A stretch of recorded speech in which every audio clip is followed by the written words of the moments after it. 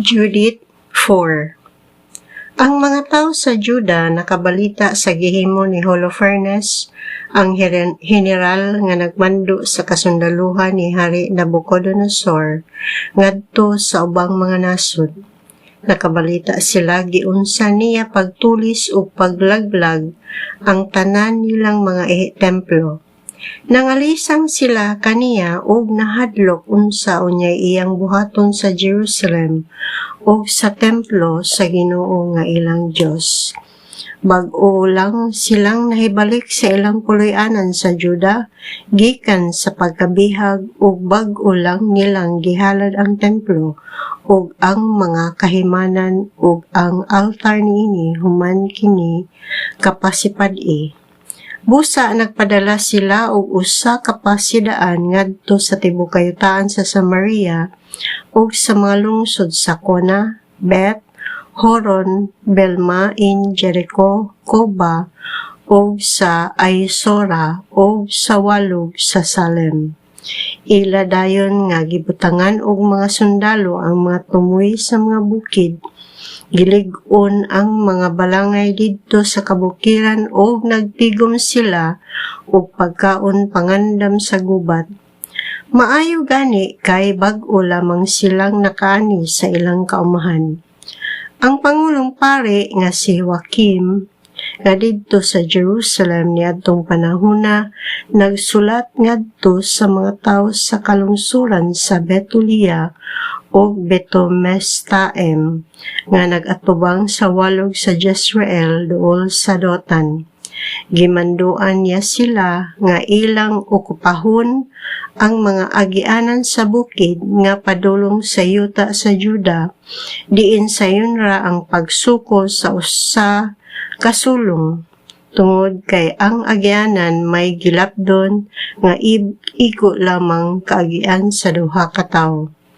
Gituman sa mga Israelita ang sugo nga gihatag kanila sa Pangulong Pari nga si Joachim og sa konseho nga nagtigom didto sa Jerusalem. Ang mga lalaki sa Israel nagampo nga mainiton ngadto sa Dios og nagpuasa. Nagsulob sila og bisti nga sako. Sila og ang ilang mga asawa, ang ilang mga anak, ang ilang mga hayop ug ang tanang mga langyaw nga nagpuyo didto, ang tanang mga ulipon ug sinuhulan nga mga mamumuo. Ila usab nga gitabunan ang ilang altar ug sako. Unya ang tanang mga lalaki, mga babayi ug kabataan sa Jerusalem mihapa sa yuta tubangan sa templo. Nanghapa sila didto sa presensya sa Ginoo. Ang tanan nagsulob og sako ug nagbulibod ug abo sa ilang mga ulo. Naghiusa sila sa mainitong pag-ampo ngadto sa Dios sa Israel. Nangamuyo kaniya nga dili unta niya itugot nga badakpan ang ilang mga anak ug mabihag ang ilang mga asawa ug nga dili malaglag ang ilang mga lungsod. Nangaliyas sila kaniya nga dili unta hatagan ang mga dili Hudeyo sa kalipay sa pagguba sa templo o pagpasipala niini. Ang Ginoo nagpatalinghog sa ilang mga pagampo o nakakita sa ilang mga kasakit. Sulod sa daghang mga adlaw ang mga tawo sa Juda o sa Jerusalem nagpadayon sa ilang pagpuasa tubangan sa templo sa Ginoo nga labing gamhanan.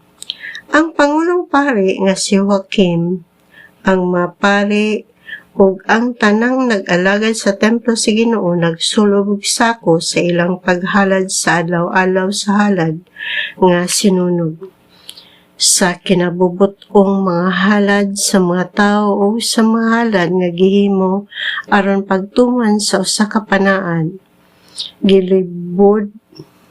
Gibuliburan nila abo ang ilang mga purong o nagsinggit sila sa pag-ampo ngadto sa Ginoo. Nangamuyo kaniya nga kaluy-an unta niya ang tibuok nasod.